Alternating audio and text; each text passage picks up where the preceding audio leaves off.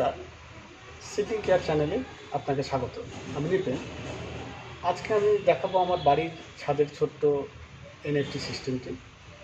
এটা আমি কিভাবে করেছি সেটা আপনাদেরকে আজকে তুলে ধরব।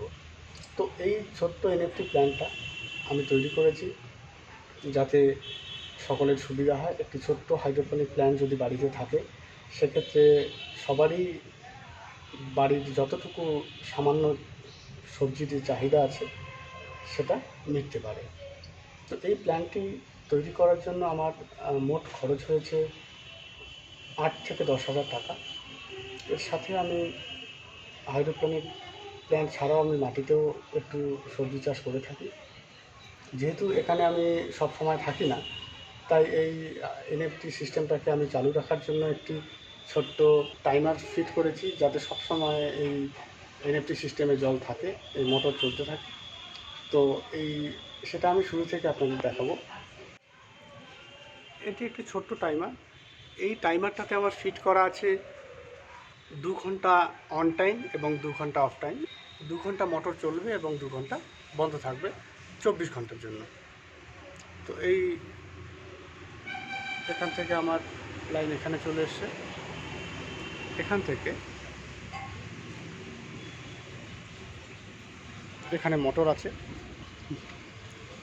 এই ট্যাঙ্কটাকে আমি ঢেকে রেখেছি এই কারণেই, যাতে এই ট্যাঙ্কটার উপরে সূর্যের আলো ডিরেক্ট না পড়ে এবং জল যাতে একটু ঠান্ডা থাকে। যেহেতু 30 ডিগ্রি সেন্টিগ্রেডের উপরে গেলে যে প্ল্যান্ট থাকবে এনএফটি সিস্টেমে, সেই প্ল্যান্টগুলো সার্ভাইভ করতে পারবে না। সে কারণে এটাকে অ্যাগ্রোনেট দিয়ে ঢেকে রেখেছি এবং এর সাথে অ্যাগ্রোনেট দিয়ে আমার কভার করা আছে এই টোটাল সেটআপটা। এর কারণও একই, যেহেতু এই সময় খুব গরমকাল, সে কারণে 50% অ্যাগ্রোনেট দিয়ে আমি ওপরটাকে কভার আপ করেছি। এখানে 2 ধরনের পাইপ লাগানো আছে। একটি হচ্ছে, এটা হলো 4 ইঞ্চ পাইপ, এটাও 4 ইঞ্চ পাইপ এবং এর প্রত্যেকটির দূরত্ব 1 ফিট করে আছে এবং এর পাশে আছে 3 ইঞ্চ পাইপ, সেটাতে আমি লিফি ভেজিটেবল সাধারণত লাগিয়ে থাকি। এটা একটার সাথে আর একটা ডিস্টেন্স, এই ডিস্টেন্সটা হলো 6 ইঞ্চ এবং এখানে যে নেট কাপ ইউজ হয় সেটা হলো 2 ইঞ্চ সাইজের নেট কাপ এবং যেটা 4 ইঞ্চ আছে, এই 4 ইঞ্চের জন্য আমি এখানে 3 ইঞ্চের সাইজের নেট কাপ ইউজ করে থাকি। তো এই ছোট্ট প্ল্যান্টটি আপনি নিজের বাড়িতেও সুন্দরভাবে এটি নিজেই তৈরি করতে পারেন।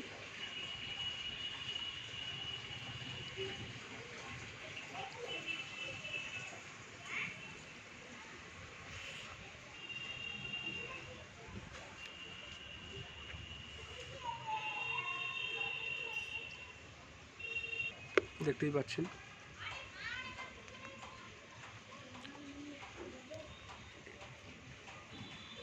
এই চারাগুলোই লাগানো আছে এই মুহূর্তে। এটা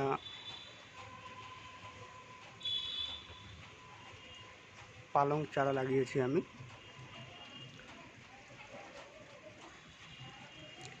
এই চারাগুলো লাগানো আছে 2 ইঞ্চের নেট কাপ। তার মধ্যে নেট কাপের ভেতরে যেটা আছে সেটা হলো কোকো কয়েন। এই কোকো কয়েনের ওপরে বীজ লাগিয়েছি। এই বীজ লাগানোর পরে যখন একটু বড় হয়েছে তখন দেখুন শেকড় অনেক নিচে পর্যন্ত চলে এসছে। তো এছাড়াও এখানে আমি লাগিয়েছি বাঁধাকপি।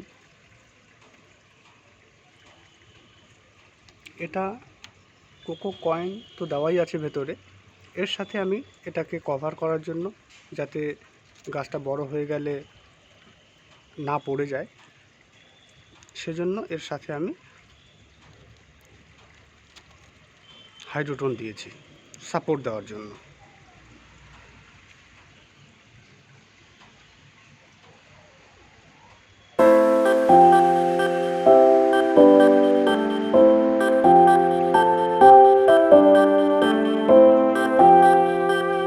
আশা করি ভিডিওটি আপনাকে ভালো লেগেছে। যদি ভালো লাগে তাহলে অবশ্যই সিডলিং কেয়ার চ্যানেলটিকে সাবস্ক্রাইব করে নেবেন, কারণ এরকম নতুন নতুন কৃষিকাজের ভিডিও আমি তৈরি করতে থাকবো শুধুমাত্র আপনাদের জন্য।